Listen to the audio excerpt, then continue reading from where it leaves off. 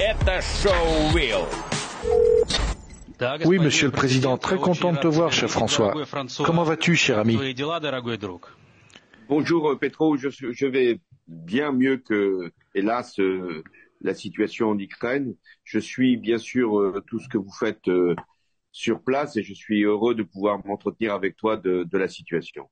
À propos, comment va mon ordre de la liberté? J'espère que tu le portes. Oui, je le porte et je suis fier de le porter dans le contexte que nous connaissons. Mon soutien à l'Ukraine est total et je fais en sorte, partout où je peux m'exprimer, de demander que l'Ukraine puisse disposer des armements qui lui sont nécessaires. Je crois savoir que tu as récemment vu Emmanuel. Que dit-il au sujet de l'Ukraine? Quel est son état d'esprit? Emmanuel Macron a été longtemps dans l'idée qu'il pouvait jouer un rôle pour une négociation entre l'Ukraine et la Russie. Je pense qu'aujourd'hui, il a pris conscience que cette position-là était intenable. Deuxièmement, il a dit qu'il était prêt à fournir des armements, que l'Ukraine en consommait beaucoup, mais qu'il était important de lui en fournir, et que nous sommes sans doute dans une guerre longue. Il a aussi convenu que Poutine, en ce moment, ne pouvait pas être un interlocuteur. Oui, je suis au courant pour l'artillerie et les chars, mais qu'en est-il des chasseurs? Je sais que la Grande-Bretagne a l'intention d'en fournir. À ton avis, est-ce que Macron va nous donner des F-16 que nous demandons, ainsi que des armes à longue portée? Je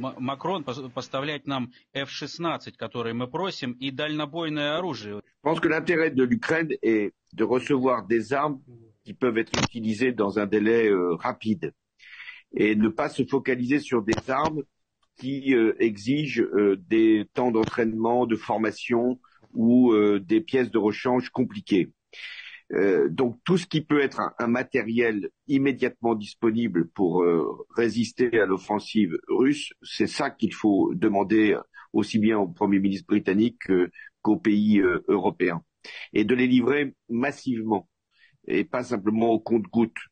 Et plus la demande est sur des chars lourds ou des avions extrêmement sophistiqués comme les Rafales, plus la livraison risque d'être limitée en nombre. Je pense que tu seras d'accord pour dire que cette guerre n'est pas une guerre entre l'Ukraine et la Russie, mais entre le monde occidental et le monde russe. Tu en penses quoi? Oui, je pense que de l'issue de la guerre en Ukraine va dépendre un nouvel équilibre du monde.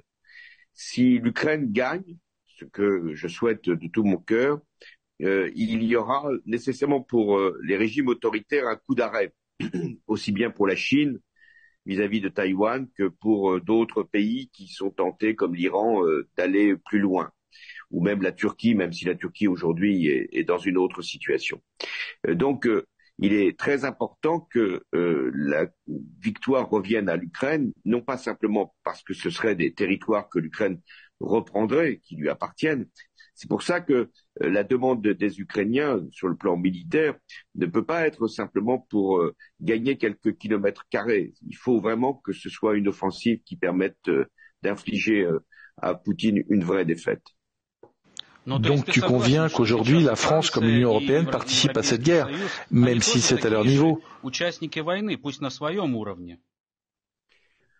Oui, ils ne veulent pas être belligérants au sens où la Russie pourrait prendre prétexte de leur soutien pour agir sur un pays européen voisin et entraîner le monde dans une guerre qui irait au-delà de l'Ukraine. Mais sans être belligérants, ils sont, comme tu l'as dit, participants. Mais tu comprends bien que l'Ukraine fait la guerre pour toute l'Union européenne. Oui, je partage ce point de vue.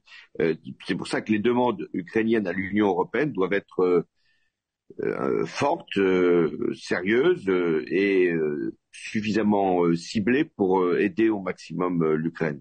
Il y a l'aspect politique, c'était un point important. Donc, ce dont vous avez besoin, ce sont les avions F-16, ce sont des avions américains. et la formation des pilotes peut être assurée par d'autres que les Américains, puisqu'il y a des pays qui utilisent des F-16. Encore un sujet qui me préoccupe de savoir si l'Europe tiendra et pour combien de temps. L'Europe a subi un effet très puissant des sanctions anti-russes. De nombreux amis me disent que les tarifs ont augmenté en Europe, ainsi que l'inflation. Est-ce que l'Europe sera en mesure de faire une guerre économique à la Russie et pour combien de temps?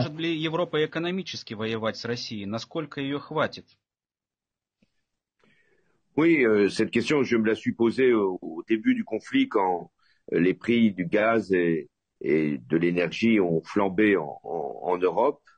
Ça, c'est vrai. Et peut-être que ce n'est pas utile de faire une réforme des retraites en ce moment quand il y a une guerre aux portes de l'Europe qui devrait nous mobiliser. Mais comme tu l'as dit, je ne suis plus au pouvoir et donc s'il n'avait tenu qu'à moi, il n'y aurait que le sujet de notre propre sécurité, de celle de l'Ukraine et de la lutte contre l'inflation qui aurait été posée. Et les médias font leur travail en France et il y a encore beaucoup de sujets d'actualité qui portent sur l'Ukraine dans les journaux télévisés. J'ai une autre question, peut-être la plus importante. Il est sujet actuellement des pourparlers de paix. Monsieur Macron dit qu'il faut s'asseoir à la table des négociations. Le chancelier Scholz aussi. Les États-Unis, ils sont naturellement opposés. Ma question est de savoir ce que nous devons faire si nous devons nous asseoir aujourd'hui à la table des négociations. Aujourd'hui, une négociation avec Poutine aboutirait au statu quo. Donc, tant que l'Ukraine veut poursuivre le combat, tant que l'Ukraine se met en situation de faire reculer les Russes, il ne peut pas y avoir de négociation. Donc tu dis que nous devons les chasser du Donbass et de la Crimée, et seulement après la question des négociations se posera. Oui, parce que je ne vois pas que dans une négociation, Poutine pourrait accepter en termes de retrait de ses forces du Donbass et a fortiori de la Crimée. Donc toute la question, c'est de savoir si l'Ukraine, avec les aides qui peuvent lui être apportées, a les moyens militaires de faire reculer Poutine. Si elle ne les a pas, ces moyens militaires, alors oui, la négociation est nécessaire, mais... Nous devons nous battre jusqu'au dernier Ukrainien, si tu veux mon avis. Il n'y a pas de négociation et il ne faut pas que des leaders européens évoquent le mot négociation tant que vous êtes dans cet état d'esprit et tant que vous avez la capacité de vous battre jusqu'au dernier. À propos des pourparlers de paix, je vais être très honnête avec toi. Les accords de Minsk désavantageaient l'Ukraine dès l'origine. Je le regrette. On n'aurait pas dû accepter le plan de Poutine, la validation des accords par les séparatistes. C'est notre faute. Tu te souviens, à Minsk, nous ne pouvions ni manger ni dormir, et nous avons signé ces accords. Ça a été une torture. Toi-même m'as persuadé de les signer.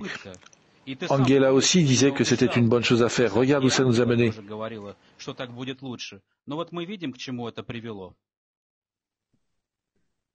Oui, même si dans les accords de Minsk, il y avait l'affirmation de l'intégrité territoriale de l'Ukraine et du contrôle de la frontière qui devait être rétabli.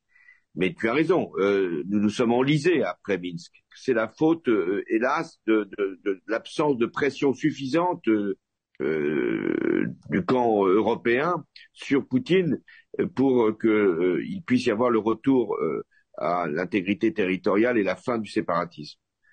Et puis il y avait les difficultés propres à l'Ukraine que tu as connues, d'une difficulté d'avoir une majorité sur un certain nombre de textes. Et ça, je pense que ça a aussi été utilisé par Poutine, alors que l'Ukraine n'était pas responsable.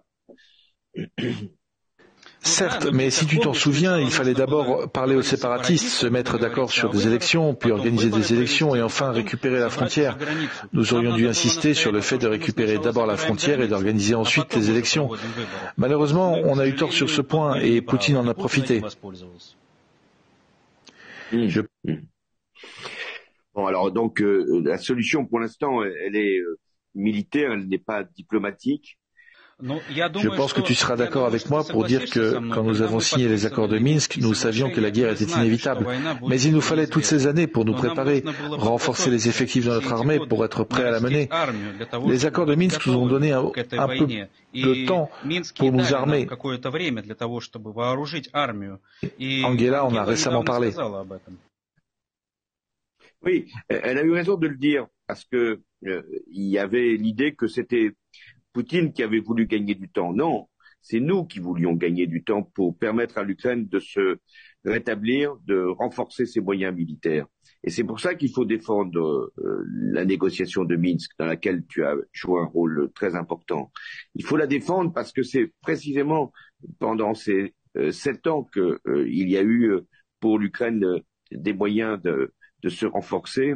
Et c'est là que Poutine s'est trompé, c'est qu'il a sous-estimé la capacité des Ukrainiens et leur résistance. Moi-même, j'aurais sans doute à venir en Ukraine à un moment ou à un autre, mais pour l'instant, je pense que c'est à vous de faire en sorte de nous défendre, parce que c'est vous qui nous défendez aujourd'hui. J'aimerais juste, excuse-moi François, aborder un ou deux sujets très rapidement. Outre les accords de Minsk, s'il y a un aspect sur lequel nous avons été plus forts que Poutine, c'est 2013, lorsque nous avons réussi à dégager Yanukovych et à arrimer l'Ukraine à l'Union européenne.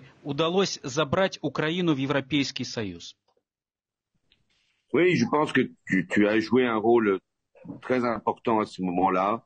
Je me souviens encore quand tu es venu à l'Élysée avec Bernard-Henri Lévy et que tu étais accompagné par Klitschko. Et c'était au tout début du processus. Et si vous n'aviez pas été là, il n'y aurait pas eu Biden, il n'y aurait pas eu la victoire que vous avez obtenue en chassant Yanukovych. Donc ce rôle historique qui a été le tien est très important à rappeler. J'ai aussi un grief contre toi. Pourquoi tu ne m'as pas invité à ton mariage? Toutes mes félicitations d'ailleurs. Ta femme est très belle. Tu peux me dire où je peux trouver une femme aussi belle en France? Tu peux me présenter quelqu'un? Mon mariage avec Marina est malheureusement dans sa phase terminale. Bon,